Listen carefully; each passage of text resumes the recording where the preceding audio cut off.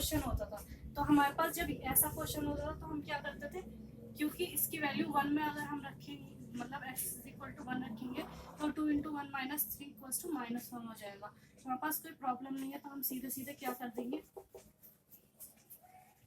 Limit x tends to 1 fx is equal to fx at x is equal to 1, that is 2 into 1 minus 3, that is 2 minus 3 equal to -1। तो हमारे पास इतनी आसानी से ये value आ गई। यही अगर हमारे पास क्वेश्चन होगा कोई थोड़ा मुश्किल, अब हम क्वेश्चन लेते हैं।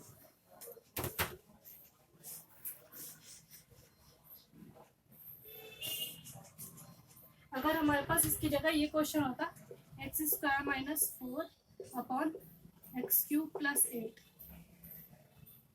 और इसमें पूछा होता find limit x tends to -2 f x, तो हम कैसे निकालते हैं, क्योंकि अगर हम उसी तरीके से निकालने की कोशिश करें तो हमारे पास क्या आएगा, solution limit x tends to -2 fx is equal to fx at x is equal to -2।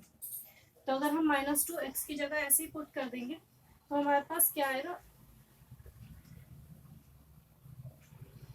-2 square -4 divided by -2 cube plus 8, this will be 4 minus 4 upon -8 plus 8 equals to 0 divide by 0।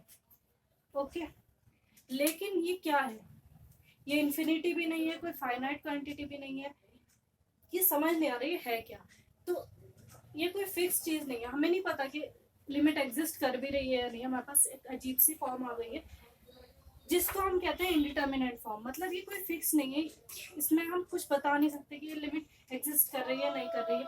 तो इस तरीके की हमारे पास फॉर्म्स होती हैं जो अक्सर questions को सॉल्व करते वक्त आ जाती हैं, तो उनको लेकर हम क्या करेंगे, उस अगर ऐसी कोई फॉर्म आ गई तो हमें किस तरीके से क्वेश्चन को सॉल्व करना चाहिए और किस तरीके से लिमिट निकालनी चाहिए, तो वो हम देखेंगे। तो इसके बाद हम पढ़ते हैं इंडिटर्मिनेट फॉर्म।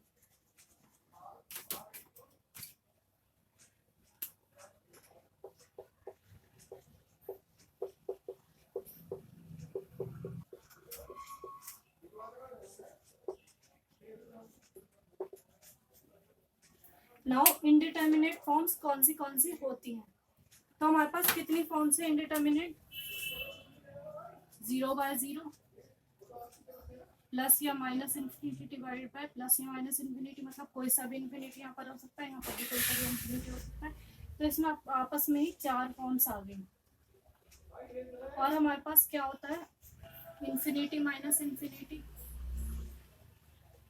ये किस लिए हम बोल सकते हैं समथिंग, कोई a minus a equals to 0 होता है तो हम इसे 0 क्यों नहीं बोल रहे, क्योंकि इन्फिनिटी इज नॉट डिफाइंड, हमें नहीं पता कि इन्फिनिटी कितनी दूर है। ये फॉर्म है 0 into infinity power 0, 1 to the power infinity, infinity to the power 0।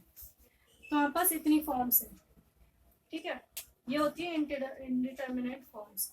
और बाकी जो फॉर्म्स होती हैं कुछ, तो अगर हमारे पास सिंपली इन्फिनिटी आ जाता है तो वो डिटर्मिनेंट फॉर्म हो जाती है, ठीक है। तो वो कौन सी होती हैं जिसे हम डिटरमाइन कर सकते हैं, मतलब जिनका कोई फिक्स हम बता सकते हैं कि इससे लिमिट एग्जिस्ट कर रही है या नहीं, कोई भी फंक्शन नहीं। तो हम साथ में ये भी बता देते हैं डिटर्मिनेट फॉर्म क्या होती है।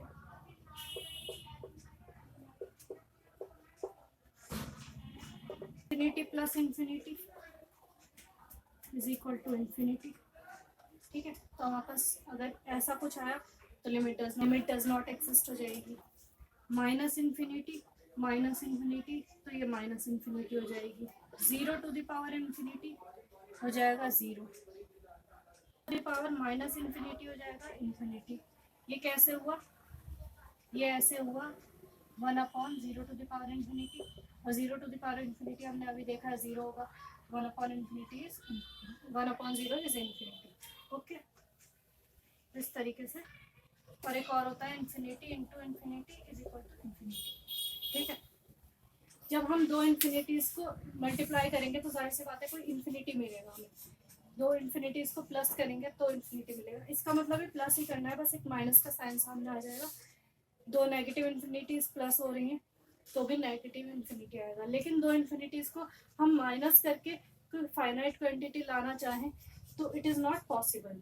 ठीक है, तो इतने का इनका हम बता सकते हैं। अगर हमारे पास लिमिट ये आई तो नॉट डज नॉट एग्जिस्ट होगी, ये आई तो डज नॉट एग्जिस्ट, ये आई तो एग्जिस्ट, ये does not exist, does not exist. तो ये डिटर्मिनेट फॉर्म है, मतलब ये इसका ये फिक्स्ड है। इनका हम इनके बारे में हम बात कर सकते हैं, लेकिन इनके बारे में हम अभी कुछ नहीं कह सकते। तो इसके लिए हमें कुछ एक टूल चाहिए जिससे हम निकाल सके लिमिट्स, कुछ बात कर सके हम लिमिट्स के बारे में। तो नाउ